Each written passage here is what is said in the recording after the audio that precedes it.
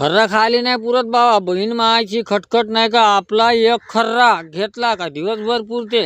पण राहते ना काही गावातले चापलीशी माणसं, खर्राचा जरासा आवाज खिशातून आला रे आला कुटूर कुटूर का बस तिरपट नजरीनंच पाहिजे. त्याच्यात एवढे बदमाश लोक आहे, एखादा सोबती गिफ्टी आला आणि त्यानं का मारला चार चौघात निराजे होतो खर्रा, ते कोणी बी हाती नाही आहेत आपल्या. काही काही लोक एवढ्या चौकात बसले का कोणाचा खर्रा निघते बिलकुल डोयास ठेवून राहते. खर्रा निघाला रे निघाला, त्याच्यात थो हात टाकते थो हात टाकते थो हात टाकते, म्हणून खर्रा खायला नाही पुढं मजाक नाही. त्या दारूवाल्याचं दारू पिणं हे पुरलं, त्याला काही त्रास नाही राहत, जाते आपला तिकडे एखादा टिल्लू ढकलून देते, त्याच्या ह्याच्यात काही चमचीगिरी होत नाही. पण खर्राही राजा बुसूरचा 10चा 20चा गेला आणि 20चा 30चा गेला ना, चाललाच ना वाढवत नाही निदान मला एका दिवसाचा एक खर्रा लागते. पण जर इतर मित्र दोस्तानं जर खाल्ला ना, आता सगळेच खाऊन राहिले खरे तर 2 होऊन जाते. एक माय एक जनतेसाठीच घ्यायला लागते, कितवरी चालायचं हे खर्रा.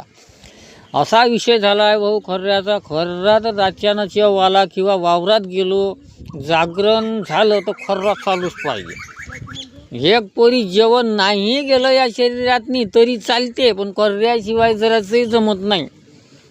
आता मायच काय सांगता सारी जनताच त्याच्यावर आहे. मी आता कमी केला म्हणा, थोडा थोडा खातो, काहून का खूप लोक म्हणते खर्रा सोडून दे, तर एकदम पुष्कळ कमी खातो. पण तुम्ही सुद्धा सोडून द्या आणि मी सुद्धा सोडतो करून असा 8-15 दिवस कोणी म्हणते सोडतो. मी 2-2 महिने 3-3 महिने खर्रा खाल्ला नाही. आणि विषय आला का बुसूरचं गमलं नाही, एखाद्या बारीनं टेन्शन आलं, दिमाग खराब झाला का दारूवाला दारू पिते, खर्रावाला खर्रा खाते, तंबाखू खाते. काय करता.